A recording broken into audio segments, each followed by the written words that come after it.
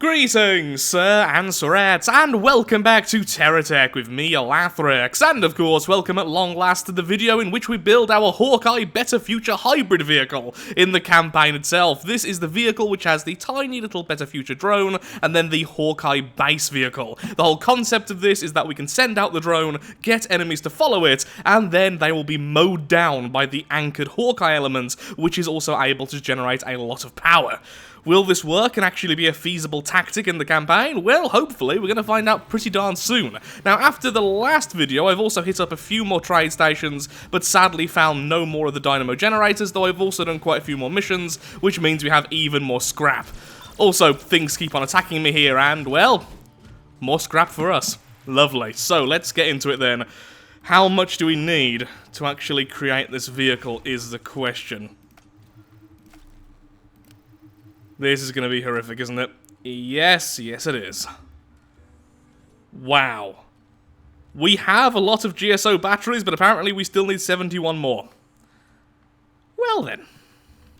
So it turns out I was very happily wrong. We didn't need that many GSO batteries. It's just because if we look at the items we do need, you can see the amount required and the amount in inventory are both shown there. Which means, although it will state the total amount required, that's not removing the amount you already have in your inventory. I don't know how I forgot that, but thankfully, yeah, we didn't need to make anywhere near as many GSO batteries as I first thought, which would have been an absolute nightmare. Okay, now we're making the Hawkeye batteries. Thankfully, we have a lot of the components, so it's not all that difficult. So I'll just be right back once I've made most of the stuff. Because you've seen me do this plenty of times before, and actually, it's not as bad as I first thought, to be perfectly honest. Most of the things we don't need much of, and the stuff we need lots of is actually quite cheap. The only real exceptions are the Hawkeye batteries, and these tracks. The audio seems to have really glitched out. Weapons have stopped, and a lot of the other effects have as well. Just been farming some parts whilst I've been waiting. Oh, and we're about to hit 1 million block bucks from doing this. That's great. I can only buy an item, which is incredibly rare to find, but at least I'll have the money for it as soon as I do find some more of the dynamos. Also, I am falling in love with this hover. Easy to use, and although it can't stay in much of a fight, being able to collect things like this and being quite quick is really, really lovely. Though I do need to do something about these back thrusters. Though they are useful, they are really out of place. I added them later on after building it, so... Okay, add another pair down here, so at least it matches, and then we just need to blend this in. But then it'll look a bit... I don't really know if I'm going to like that. I'll figure out something later.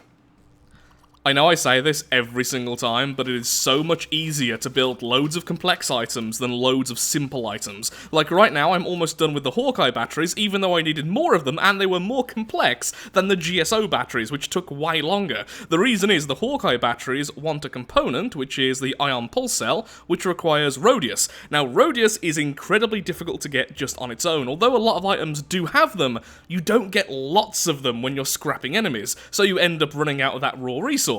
However, you get loads of the pulse cells and other items like that from the higher end stuff, and it's all because when you scrap an item, you get the components which make it. So as soon as items start using components, they don't give you raw resource anymore.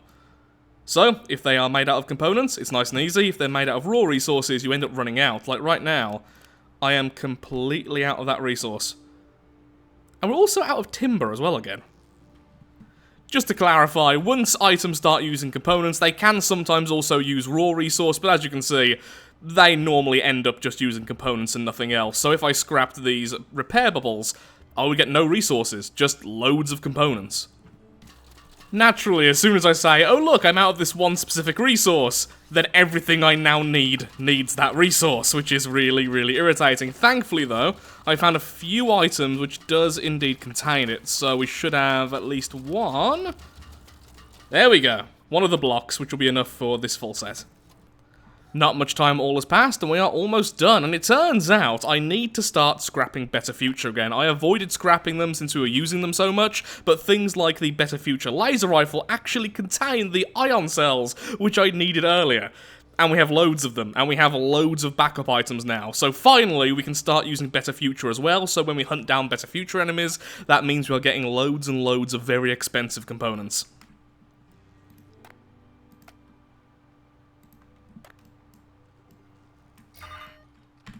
There we are, part 1 is now created, although it's still called Tonk, which I really do need to fix at some stage. I've seen some really good name suggestions for the 2-part tech, so I will be looking at that very, very soon and changing them all, because that is silly. The next part is the drone, which thankfully, of course, is a lot cheaper because it's absolutely tiny. Yep, just need some batteries and some dot lasers, so that'll just take 1 second. Just gave this thing a quick test combat and everything seems to be fine. It's lost 1 battery section in that fight and it was using explosives. And, as you can see, there's loads of scrap. The reason is this craft uses no explosive weaponry. In fact, the most dangerous weaponry for destroying all the scrap is the shotguns at the front, and if we use it as we're intending, the shotguns are never really going to be close to the enemy. They're just there because I like shotguns. But all these lower-end weapons, and even things like the autocannon, which is still very small projectiles, should kill the enemy before destroying everything, or at least knock things off without completely breaking them. So let's fully charge up, let's go and find an enemy, and let's see if the tactic of having our drone will work. And if not, we can always replace it with an auto turret or something else, some other way to use a secondary tech.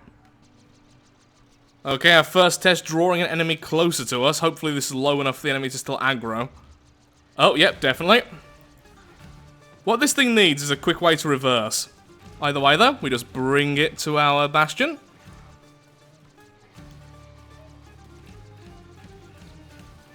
And now it's fighting a completely autonomous, anchored tech, which is able to get power back. And despite the fact it's made out of those lovely cannons, it was still utterly obliterated. Lovely.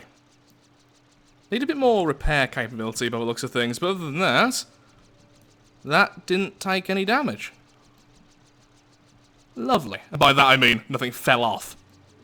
And we got loads of cannons. I mean, look at that. Almost everything survived. I think only a few cannons may have been destroyed, and that's it. That's fantastic. Maybe a few wheels. Either way, lots of corpse for us. Now what we need is an easier way to clean up, so I'm thinking about putting a SCU on the vehicle itself, or what we could do is put a very small SCU on the bottom here, but that would be really awkward on such a small drone. Also, I'm still getting used to trying to control altitude in this way. After doing it differently for years, it's just bizarre. I have a friend following me. They do like to try and go directly underneath you, which means they can't actually hit you. That was beautiful. Okay, we need to find a mission so we can verse a lot of enemies at once. Oh, look at that.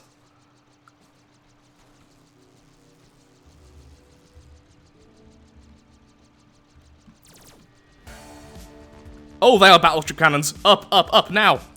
Woohoo! There we go. It's still trying to aim at me.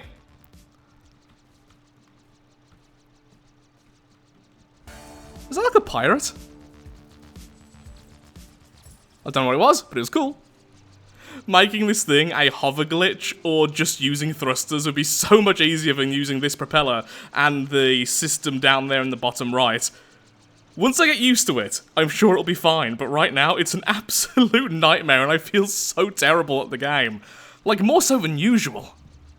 I think the main problem is I'm really impatient, so I keep on massively overshooting if I need to go up or down, then I end up just flying right into the air or just slamming against the ground.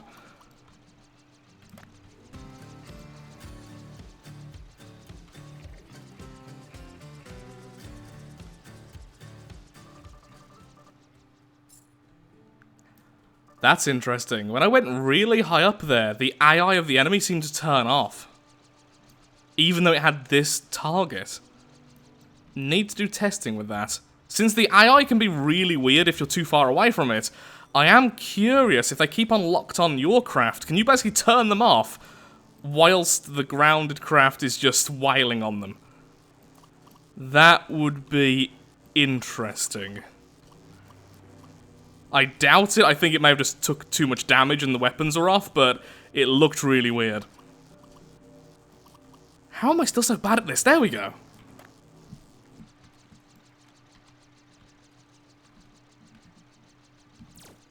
And... hello. Oh, my lord, that's a lot of missiles.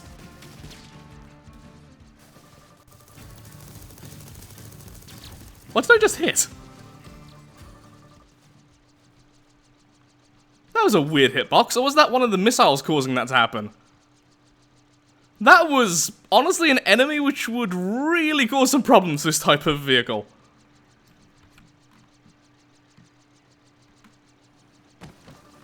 Again? Okay, that was better. Let's go straight up. Look at that! Again, the AI seems to turn completely off. Well, that's a way to really cheese this. If you go straight up in your controlled tech, even if it was already fighting something else, it seems to just turn off its AI. Well, whoops-a-daisy. Little bit of an exploit there found. Oh, just gonna follow him first, eh?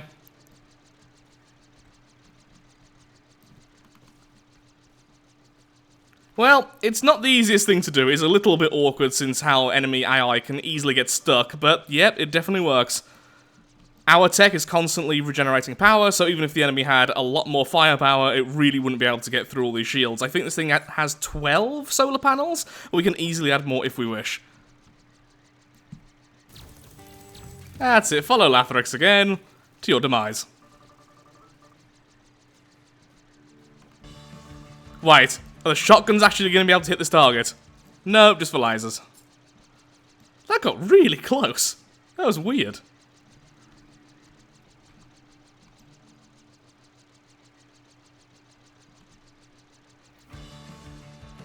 Well, I activated you both, but not much else. You're just gonna sit there, aren't you, trying to missile me? Oh, are you following at least? There we go, good boy.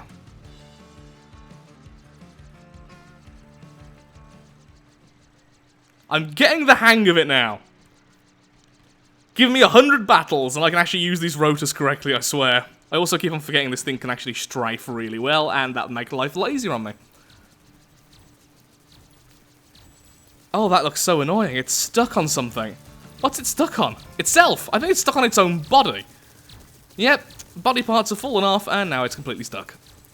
It's like tripping over your own leg after your leg has fallen off, whilst being shot. Unpleasant moments of Lathrix. You are completely stuck, aren't you?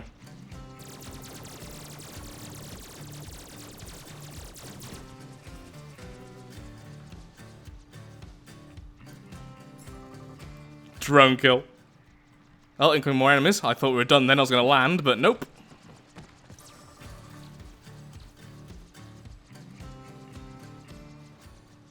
Now, of course, with enemies like this, which just appear in waves, you can just literally anchor in the middle and all would be well. But this is practice. This is more for the enemies which attack and are spawned before you actually get there. Things like, defeat the bullies and stuff. Or is it the gang? I can't remember what it's called. One of those missions. There we are. They're both trying to follow me. Not doing a great job, admittedly. Come on. I'm moving as slowly as I can, and yes, this is moving slower than the drone can go right now.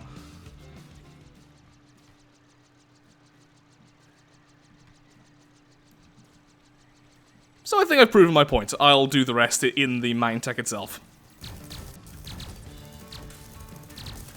You're called Green Apple? That's interesting. Why do things keep on trying to ram me? Go away.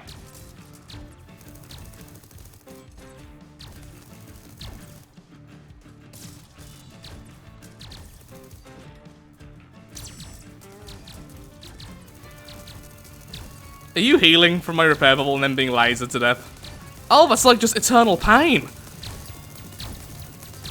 Welcome to Torture Tech. It's like Terratech, but a bit more cruel.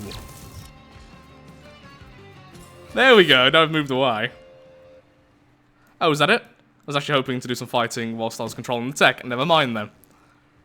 But yeah, definitely need to put an SCU on this thing, rather than constantly having to do this. I think after using that hover with the SCU on its butt, yeah, I really, really miss that.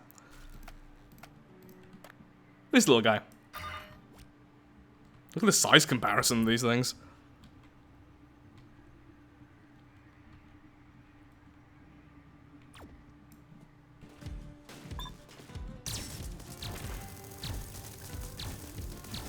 I really underestimate the power of the autocannons. These things are brutal. Once they get going, and if they have any decent shot, like they're hitting any even slightly vulnerable section, the whole thing's just gone.